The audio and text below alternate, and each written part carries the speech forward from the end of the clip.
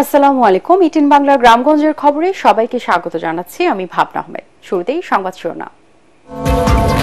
নতুন পাঠ্যপুস্তকে শহীদ আবু সাইদের হত্যার তারিখ ভুল সহ অভ্যুত্থানের ইতিহাস বিকৃতির অভিযোগ, প্রতিবাদে রংপুরে বিক্ষোভ। চট্টগ্রাম আদালত ভবন থেকে প্রায় ২০০০ মামলার নথি গায়েব। মূল নথি থাকার মামলা পরিচালনায় সমস্যা হচ্ছে না, জানালেন পাবলিক প্রসিকিউটর। সিরাজগঞ্জে সাবেক মন্ত্রী লতিফ বিশ্বাস তার স্ত্রী ও ছেলের নামে আরও এক মামলা। খুলনার সাবেক এমপি সালাম মোর্শেদীর জামিন নামঞ্জুর, জেল হাজতে প্রেরণ। খেজুরের রসের ঐতিহ্য রক্ষায় যশোরের রিসার্চ গার্ডেনে প্রায় সব গাছই মারা গেছে, নতুন করে গড়ে তোলার আশ্বাস জেলা প্রশাসনের। এবং ফরিদপুরে বিস্তীর্ণ এলাকা জুড়ে পেঁয়াজ চাষের ধুম, শীত আর কুয়াশা উপেক্ষা করে ব্যস্ত কৃষকরা।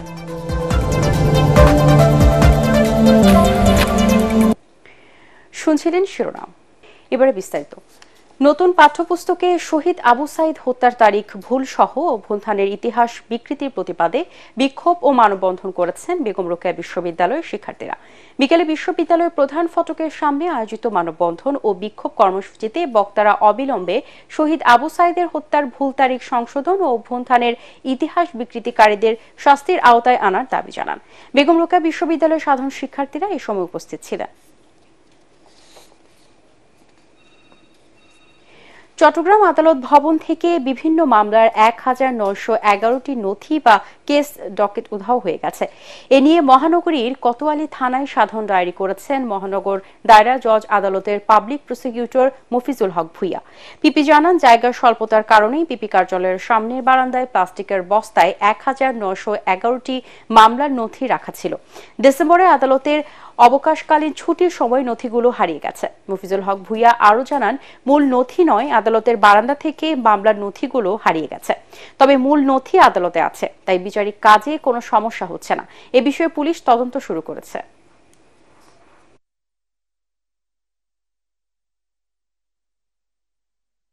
পরিত্যক্ত নথি ছিল, ডাম্পিং অবস্থায় ছিল। আমি খোঁজ নিয়ে দেখেছি এই নথিগুলো নাকি 15 সালের আগের নথি। এগুলো আমাদের কাছে লিস্ট করা আছে, ওগুলাকে দেখতে পাইনি। আমি অনেক খোঁজ নিয়ে দেখলাম এই নথিগুলো কোথায় গেল। এগুলো আদালতের মূল নথি নয়, আদালত চলছে, আদালতের কোনো মূল নথি নয়। তারপরেও যেহেতু এটা সম্পদ নথি, সেহেতু আমি এটা অনেক খোঁজ করেছি। খোঁজ করে না পেয়ে আমি কোতোয়ালি থানায় জিডি করেছি। সিরাজগঞ্জে সাবেক মন্ত্রী লতিফ বিশ্বাস সহ তার স্ত্রী ও ছেলের নামে আরও একটি মামলা দায়ের করা হয়েছে। মারধরের অভিযোগে বেলকুচি পৌর এলাকার তমিজ উদ্দিনের ছেলে আব্দুল হালিম বাদী হয়ে মামলাটি দায়ের করেন। পুলিশ জানায়, ২০১৩ সালে লতিফ বিশ্বাসের নেতৃত্বে বাদীকে মারধর করা হয়। সে সময় লতিফ বিশ্বাসের ভয়ে বাদী মামলা করার সাহস পাননি। মামলায় লতিফ বিশ্বাসকে প্রধান আসামি করে তার স্ত্রী সাবেক মেয়র আশানুর বিশ্বাস, ছেলে দৌলতপুর ইউনিয়ন পরিষদের চেয়ারম্যান রাজক বিশ্বাস সহ ৫৬ জনের নাম উল্লেখ ও অজ্ঞাত আরও ১৫০ থেকে ২০০ জনকে আসামি করা হয়। খুলনা ৪ আসনের সাবেক সংসদ সদস্য সালাম মোর্শেদীকে আদালতে হাজির করার পর তার উপর ডিম ছুঁড়ে মারার ঘটনা ঘটেছে। সকালে খুলনার সিনিয়র জুডিশিয়াল ম্যাজিস্ট্রেট আমলি আদালতে সালাম মোর্শেদীকে হাজির করা হলে বিক্ষুব্ধ জনতা ডিম ছুঁড়ে মারে। এ সময় তার পক্ষের আইনজীবী জামিনের আবেদন করলে আদালত নামঞ্জুর করে তাকে জেল হাজতে পাঠানোর আদেশ দেন। পাশাপাশি আগামী ৯ ফেব্রুয়ারি মামলার পরবর্তী দিন ধার্য করেন। পরে তাকে আদালত থেকে বের করার সময় জনতা তাকে উদ্দেশ্য করে ভোটচোর হিসেবে স্লোগান দেয় ও শাস্তির দাবি জানায়।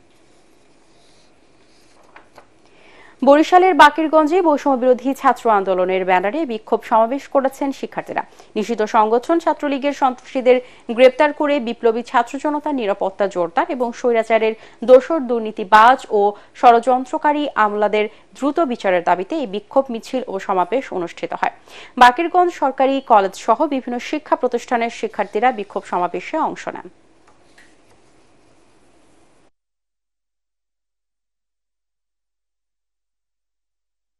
জামালপুরের বকশীগঞ্জে নিষিদ্ধ ঘোষিত সংগঠন ছাত্রলীগের এক নেতাকে আটক করে পুলিশে দিয়েছে স্থানীয়রা।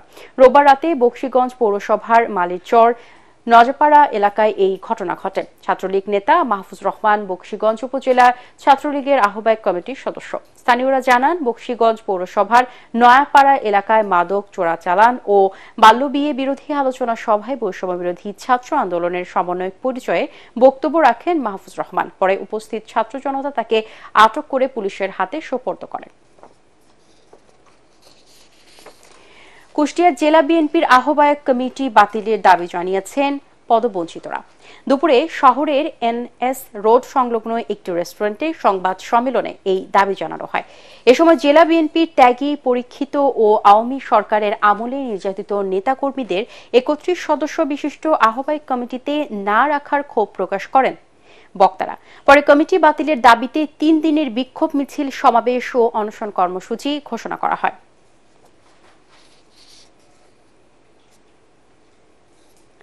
যশোরের খেজুরের রসের হারানো ঐতিহ্যকে ফিরিয়ে আনতে মনিরামপুরে গড়ে তোলা হয় দেশের একমাত্র খেজুর গাছ রিসার্চ গার্ডেন। কিন্তু অতিবৃষ্টিতে বাগানে পানি জমে প্রায় সব গাছই মারা গেছে। এতে গবেষণা কার্যক্রম শুরু হওয়ার আগেই হোঁচট খেয়েছেন উদ্যোক্তারা। বাগানটিকে নতুন করে গড়ে তোলার উদ্যোগ নেওয়ার আশ্বাস দিয়েছে জেলা প্রশাসন। যশোর থেকে তামান্না ফরজানা রিপোর্ট, জানাচ্ছেন মিজাজ শাহজাহান। কুমিল্লার রসমালাই, বগুড়ার দই, নাটোরের কাঁচাগোল্লা, টাঙ্গাইলের চমচম, চাঁদপুরের ইলিশ, চাঁপাইনবাবগঞ্জের আম, বরিশালের আমড়া ও পেয়ারা জেলাগুলোকে ব্র্যান্ডিং করেছে। আর যশোরের যশ খ্যাতি খেজুরের গুড়, এরই মধ্যে জিআই পণ্য হিসাবেও নাম লিখিয়েছে যশোরের গুড়। বাস্তবতা বলছে, ইট ভাটায় জ্বালানি হিসাবে নির্বিচারে খেজুর গাছ পোড়ানোয় যশোরের গুড়ের সেই ঐতিহ্য হারিয়ে যাচ্ছে। তবে জেলার ঐতিহ্য ধরে রাখতে ৫ বছর আগে মনিরামপুরে জেলা প্রশাসনের সহায়তায় প্রায় ২ বিঘা জমির উপর ৮ জাতের উচ্চ ফলনশীল খেজুর গাছ নিয়ে গবেষণা শুরু করেন প্রকৌশলী সৈয়দ নকিব মাহমুদ। ৮টা ডিফারেন্ট জিনোমের যে গাছ আছে, এই গাছ থেকে আমরা পুরুষ এবং স্ত্রী গাছ আলাদা করে ক্রস করে একটা নতুন জাত বার করতে পারবো, যেটা অধিক ফলনশীল এবং অনেক দিন ধরে দিবে। কারণ এখানে কিছু গাছ আছে পয়লা বৈশাখ পর্যন্ত রস দেয়, আবার কিছু গাছ আছে যেগুলা ২৪ ঘন্টায় ১৪ লিটার পর্যন্ত রস দেয়। একবার যদি ভালো গাছটাকে আমরা শনাক্ত করে ফেলতে পারি, তাহলে এখন টেকনোলজি আছে, টিস্যু কালচার করে কোটি কোটি চারা বার করা কোনো ব্যাপারই না। কিন্তু প্যারেন্ট স্টকটাকে আগে ঠিক করতে হবে থ্রু ন্যাচারাল সিলেকশন।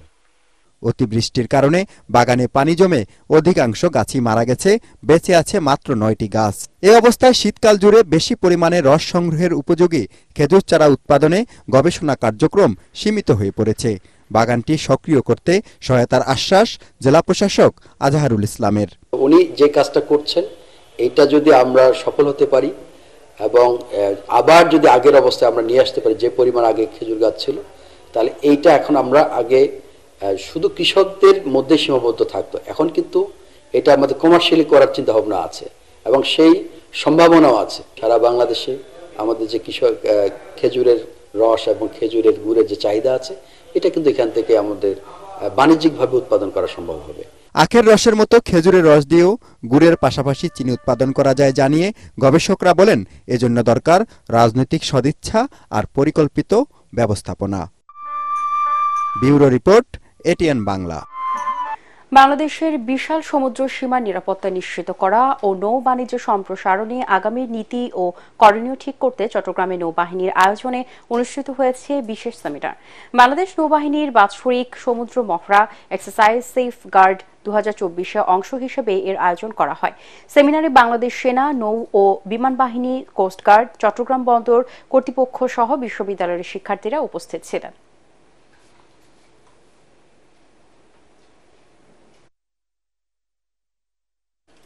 খুলনায় নৌবাহিনীর বাৎসরিক সমুদ্র মহড়া এক্সারসাইজ সেফ গার্ড ২০২৪ অংশ হিসেবে সমুদ্র সচেতনতা বিষয়ক সেমিনার অনুষ্ঠিত হয়েছে।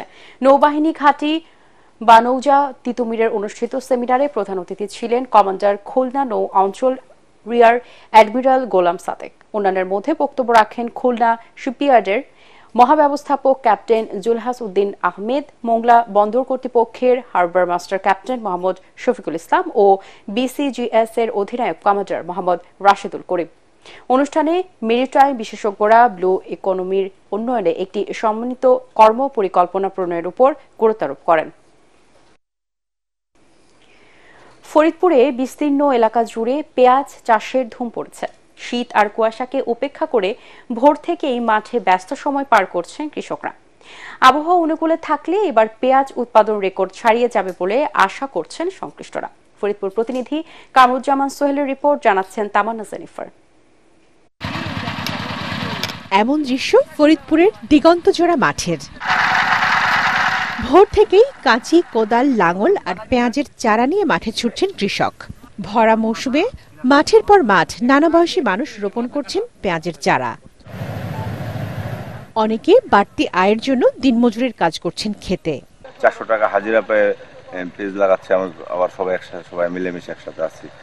সংসারটা সচল হচ্ছে, বাড়তি একটা ইনকামে এক্সট্রা ইনকাম 4 থেকে 500 টাকা দেয়। ভোর 7টা থেকে 1টা পর্যন্ত লাগাই। পেঁয়াজের দাম বৃদ্ধি যাওয়ার কারণে আমি এবছরে 2 বিঘা জমি লাগাইতেছি। দাম ভালো পাওয়ায় গেল বছরের তুলনায় এবার রেকর্ড পরিমাণ জমিতে পেঁয়াজ চাষ হচ্ছে। তবে সার, কীটনাশক, ওষুধ, শ্রমিক সহ আনুষঙ্গিক খরচ বেড়েছে বলে জানান কৃষকরা। আগে আমরা 200 থেকে 250 টাকায় পাইতাম, এখন সেই জোনের দাম পাচ্ছি আমরা 400 থেকে 500 টাকা। তারপরে আমাদের আগে সার পাইতাম আমরা 15 থেকে 16 টাকা, 17 টাকা, এখন সেই সার আমরা 35 থেকে 40 টাকা কিনতে হইতেছে। অনেক খরচ হইতেছে, সার, কীটনাশক, ওষুধপাতি দিয়ে আমাদের অনেক কষ্ট হইতেছে করায়। আমরা লাগানে যে খরচ হবে, যদি পেঁয়াজের দাম এবারকার মতো এরকম না থাকে তো আমরা লস হয়ে যাব। গত বছরের তুলনায় এবার প্রায় 2000 হেক্টর বেশি জমিতে চাষ হচ্ছে পেঁয়াজ। লোকসানের আশঙ্কা কাটাতে কৃষকদের সবসময় সহযোগিতা ও পরামর্শ দিচ্ছে কৃষি বিভাগ। পেঁয়াজ উৎপাদনে বিশেষ করে কৃষকদেরকে আমরা বিভিন্ন প্রকারের উপজেলা লেভেলে বা ব্লক পর্যায়ে কৃষকদেরকে গ্রুপ মিটিং করা হচ্ছে।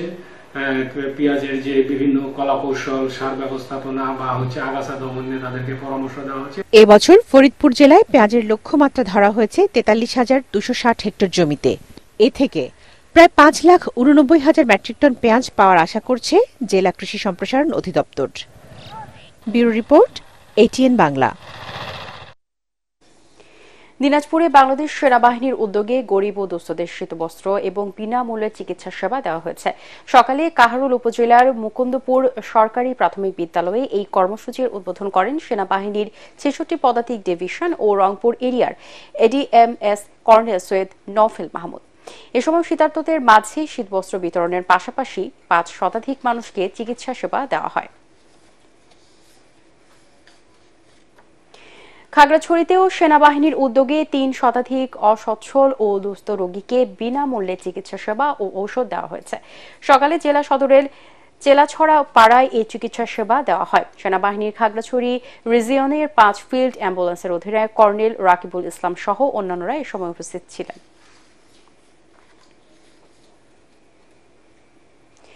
চাঁপাইনবাবগঞ্জে প্রতিবন্ধী, অসহায় ও খেটে খাওয়া দিনমজুর শ্রেণীর শীতার্থ মানুষের মাঝে শীত বস্ত্র বিতরণ করা হয়েছে। সকালে জেলা শহরের আরামবাগ এলাকায় 5 শতাধিক মানুষকে শীত বস্ত্র দেওয়া হয়। বেসরকারি উন্নয়ন সংস্থা ব্যুরো বাংলাদেশ ব্রাক ও আশার সহযোগিতায় শীতবস্ত্র বিতরণ কার্যক্রমের আয়োজন করে এনজিও ফোরাম চাঁপাইনবাবগঞ্জ জেলা শাখা। জেলা প্রশাসক আব্দুস সামাদ ও এনজিও ফোরাম চাঁপাইনবাবগঞ্জ জেলা শাখার সভাপতি মঞ্জুরুল ইসলাম খান বাবুসহ অন্যান্যরা এ সময় উপস্থিত ছিলেন।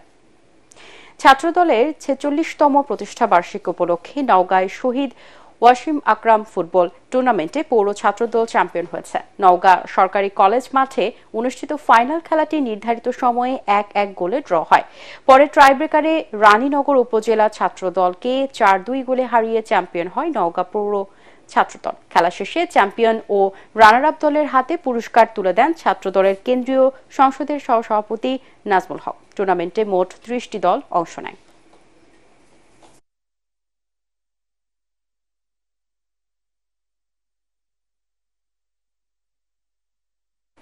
পরবর্তী সংবাদ দেখার আমন্ত্রণ জানিয়ে এখনকার মতো শেষ করছি। এটিএন বাংলার সংবাদ ইউটিউবে দেখতে ব্রাউজ করুন youtube/ATN বাংলা নিউজ। ধন্যবাদ সবাইকে।